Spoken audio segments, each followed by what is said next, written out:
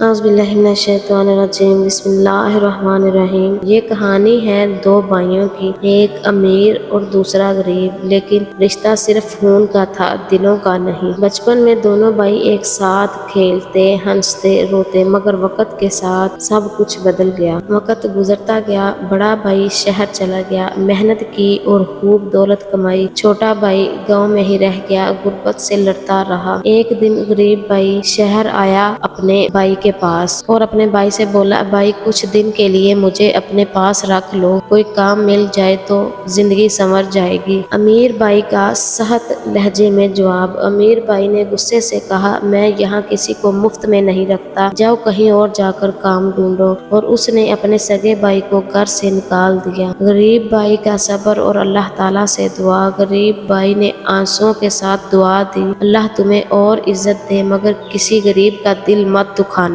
چند سال بعد امیر بھائی کا سارا کاروبار تباہ ہو گیا، دوست رشتہ دار سب نے منہ موڑ لیا۔ ایسے میں ایک ہاتھ آگے بڑھا جو کہ اس کے چھوٹے بھائی کا تھا، وہی غریب بھائی جسے اس نے گھر سے نکالا تھا۔ غریب بھائی نے کہا، بھائی میں سب کچھ بھول گیا جو تم نے میرے ساتھ کیا، لیکن میرا اللہ سب دیکھتا ہے، چلو میرے گھر چلو، لیکن آج کے بعد کبھی کسی غریب کو کمزور نہ سمجھنا، ہو سکتا ہے کل کو وہی تمہارا سہارا بن سکتا ہے۔ آج عزت پیسے سے نہیں، انسانیت سے ملتی ہے۔